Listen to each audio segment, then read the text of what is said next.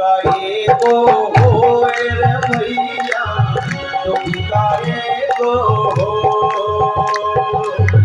माटी कहे कुम्हार से तू क्या रोधे मोर, एक दिन ऐसा आएगा मेरू धूंगी तो रे भैया, मेरू धूंगी तो। आने का दिन एक है, जाने का दिन एक, तो दिन के बीच में काम कर लो रे भैया, काम कर लो रे। आए हैं सो जाएंगे राजा रंग फकीर, एक सिंहासन चढ़े चले, एक बंधी जंजीर भैया, एक बंधी जंजीर। आने का दिन एक है, जाने का दिन एक, और इन दो दिन के बीच में कुछ काम कर लो नहीं।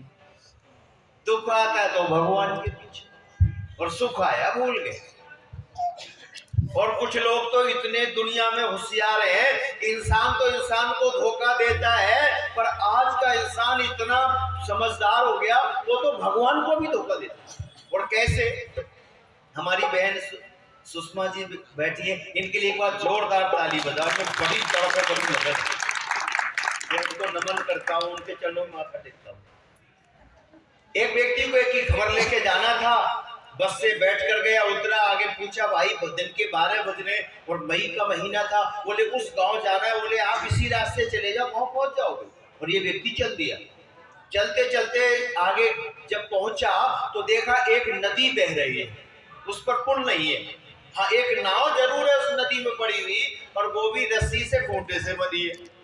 इसने चारों ओर देखा, इसका मालिक मल्लाह चालक आ जाए, पर इसने आधे घंटे तक इंतजार किया, पर कोई नहीं आया। इसने कहा लेट हो जाऊंगा, वापस बस नहीं मिलेगी, घर भी जाना है और उसकी खबर सूचना देनी है।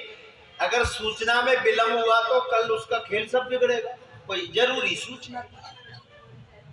तो इसने मन में सोचा कि जहां कोई नहीं होता आखिर वहां भगवान होता है।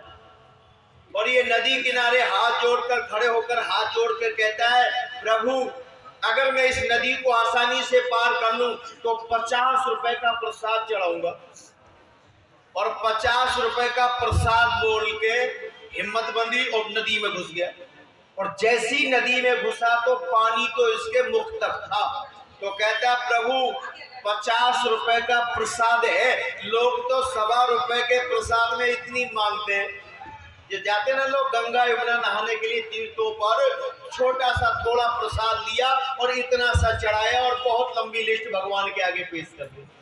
कहता मैं 50 रुपए का प्रसाद बोला हूँ प्रभु, बस पानी इतना ही रखना, बढ़ाना मत। थोड़ा आगे चला तो पानी तो कम हो गया, एकदम कमर तक। बोले वो धोखा हो गया, पर कोई बात नहीं प्रभु, प्रसाद तो चढ़ाना है, पर 50 का नहीं 40 का पक्का ही चढ़ा दूंगा। जितना पानी कम उतना प्रसाद कम, जितना दुख कम उतनी भगवान की बोलो जोर से भक्ति कम। थोड़ा और आगे बढ़ा, इसने देखा पानी तो कमर से नीचे जा लिया। बोले भगवान कोई बात नहीं है, प्रसाद 50 का नहीं 40 का नहीं 30 का तो पक्का चढ़ाऊंगा। जितना पानी कम उतना प्रसाद कम। अब ये आगे बढ़ा तो सामने वाला किनारा इसके सामने था, और इसने सोचा अब तो किनारा सामने दिखता है, छलांग लगा के भी जा सकता हूँ।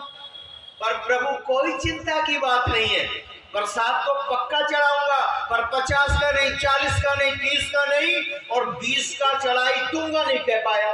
और जैसा ही अगला पैर रखा कोई रेत निकाल के ले गया था वहां से, कुआं जैसा था। जैसी अगला पैर रखा नाक से सर तक पानी में नीचे गया, और जैसी ऊपर आया बोले बस प्रभु चिंता मत करिए, प्रसाद तो 50 का ही चढ़ाऊंगा, वैसी कह के देख रहा। तुम्हारे इंसान तो कितना समझदार है। ये तो भगवान को भी मामा बनाना चाहता है। आज दुनिया में ऐसे लोग बहुत हैं। याद रखो, सुख हो दुख हो, परमात्मा को हमेशा याद रखोगे, जीवन सुरक्षित रहेगा, क्योंकि वो सुख स्वरूप है और वो दुख विनाशक है।